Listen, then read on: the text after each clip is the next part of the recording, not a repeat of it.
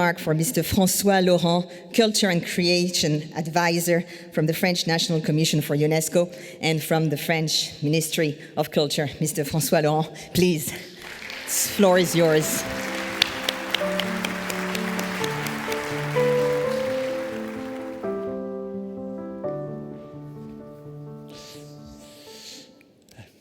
Chère Gila Claraquessou, chers artistes, mesdames et messieurs, je vous remercie vraiment pour l'organisation de cette manifestation. C'était une grande journée.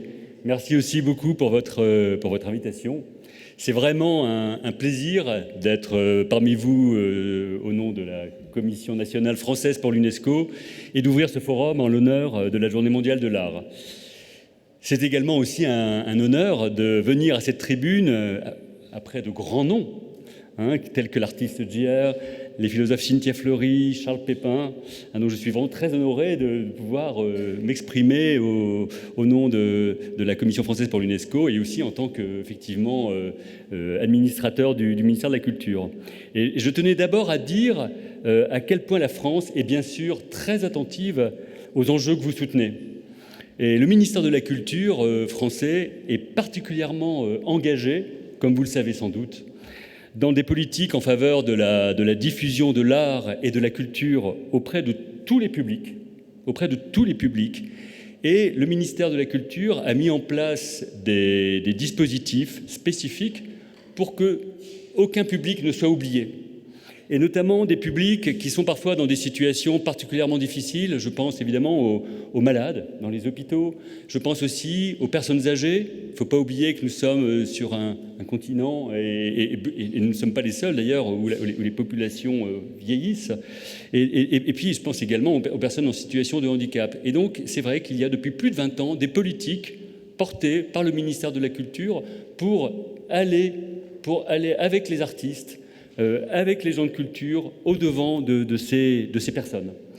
Et par exemple, très concrètement, il y a une convention passée, ça peut donner des idées à d'autres, une convention passée entre le ministère de la Culture et le ministère de la Santé pour engager des dispositifs très concrets de propositions culturelles, de propositions artistiques en direction de populations, comme je vous l'ai dit, qui sont dans les hôpitaux, dans les maisons de retraite. Et donc, chaque année, vous avez dans chaque région les antennes du ministère de la Culture avec les agences régionales de santé qui lancent des appels à projets pour faire venir des artistes, des gens de culture au plus près de toutes ces populations. Je pense que c'est extrêmement important. Et d'ailleurs, très, très récemment, je vous le disais au préalable, de notre ministre de la Culture, le 26 mars dernier, donc c'est tout récent, Rachida Dati était à Villejuif, au centre Gustave Roussy, qui est le premier centre de lutte contre le cancer en Europe, pour remettre un prix de poésie à des jeunes malades du cancer dans ce centre, dans le cadre d'une manifestation nationale qu'on appelle en France le Printemps des poètes. Elle était là, donc, auprès des jeunes malades qui avaient gagné ce concours de poésie. Et elle était aussi là pour visiter le département de cancérologie de l'enfant et de l'adolescent, pour voir aussi toutes les initiatives qui avaient été mises en place pour amener la culture au centre de ce grand lieu dédié à la recherche et aux soins contre des maladies cancéreuses. Donc la Commission nationale française pour l'UNESCO et ses réseaux s'associent également à ces préoccupations très fortement. Je vous rappelle que dans les 194 États membres de l'UNESCO, les commissions nationales des pays membres font le lien entre l'UNESCO, la société civile et les autorités publiques et institutionnelles de leur pays.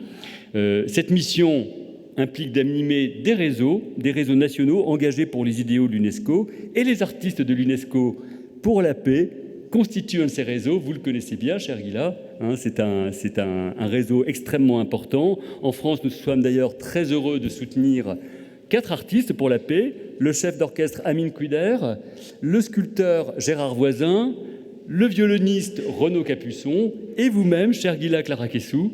Nous avons eu le plaisir de travailler avec vous lors du colloque à l'UNESCO pour les droits des femmes en 2021.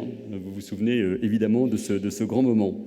Donc je tiens quand même donc à rappeler à quel point donc la Commission française pour l'UNESCO, comme d'ailleurs à mon avis beaucoup de commissions nationales pour l'UNESCO, sont très impliquées sur les enjeux culturels.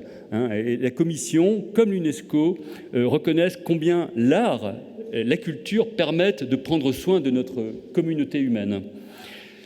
D'ailleurs, je rappelle que l'acte constitutif de l'UNESCO dispose que les guerres prenant naissance dans l'esprit des hommes, c'est dans l'esprit des hommes que doivent être élevées les défenses de la paix.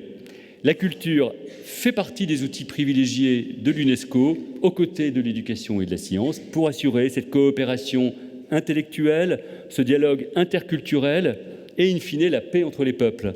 La culture est vraiment un ciment d'une société durable et pacifique, mais aussi un moteur d'une société vivante et créative tournée vers l'avenir. Voilà. Donc je pense que c'est donc tout naturellement que nous sommes très heureux de vous soutenir dans votre démarche, parce que vous répondez vraiment à des objectifs qui sont les nôtres. J'ai bien sûr hâte d'entendre les témoignages des artistes et des soignants qui font la culture et des arts des remèdes, en quelque sorte. Et je profite quand même, avant de vous quitter, de vous dire que nous avons 2 grands rendez-vous avec l'UNESCO, 2 grands rendez-vous très importants pour la culture. Nous avons le 20 juin prochain, à Paris, la célébration des 20 ans d'une convention qui nous tient particulièrement à cœur, qui est la Convention sur la diversité culturelle. Et je peux vous dire, aujourd'hui, la diversité culturelle, c'est vraiment un enjeu. C'est vraiment un enjeu. Donc c'est vrai que ce sera un moment très important où on s'attachera justement à cette protection de la diversité culturelle à l'ère du numérique. C'est un enjeu très fort. Ce sera aussi un moment pour réfléchir à l'accès équitable à la culture dans un monde globalisé. Ça n'est pas toujours simple pour les artistes, tant s'en faut. Et puis aussi, l'idée, c'est d'assurer une diversité culturelle en ligne avec le corpus des droits fondamentaux. Et l'autre actualité, c'est l'organisation à Barcelone d'une grande conférence qu'on appelle Mondiaculte, une conférence sur les politiques culturelles qui se tiendra donc à Barcelone du 29 septembre au 1er octobre 2025 et qui visera à réaffirmer toute la place de la culture. Voilà. Donc je tiens encore à vous remercier, à vous dire tout le plaisir que nous avons à voir l'organisation de cette manifestation, et je vous souhaite donc d'excellents débats aujourd'hui. Merci, cher Gila. Je vous remercie.